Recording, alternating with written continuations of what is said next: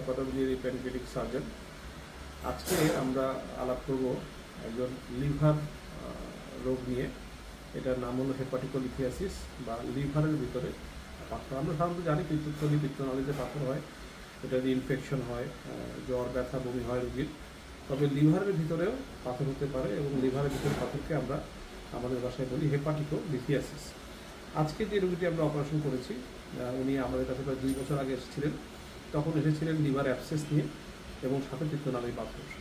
ওই সময় আমরা তাকে জরুরি ভিত্তিতে অপারেশন করে লিভারের পুজ অপারেশন করেছিলাম এবং পিত্তনালীর পাথর বের করে দিয়েছিলাম। আর 2 বছর পরে যখন তিনি আবার আসলেন, আমরা পরীক্ষা নিরীক্ষা করে দেখলাম যে তার পিত্তনালী ছাড়াও লিভারের ভিতরে পাথরস্থ রয়েছে।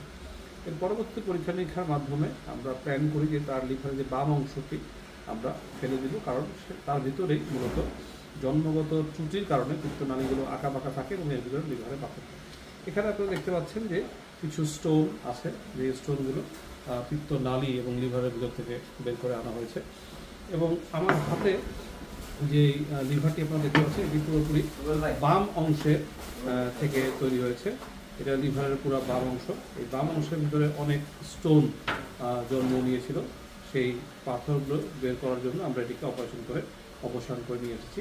আমরা আশা করি যে লিভারের এই অংশটি কেটে ফেলার মাধ্যমে তার রোগীর পাথর তৈরি হওয়ার যেটি কমে যাবে এবং পিত্তনালীর যে অংশটি ছিল মোটা, স্বাভাবিকের চেয়ে মোটা, সেটিকে কেটে আবার খাদ্যনালীর সাথে আমরা জোড়া দিয়ে দিয়েছি, যাতে করে পাথর তৈরি হলেও সেটা খাদ্যনালীর সাথে এসে বের হয়ে যেতে পারে।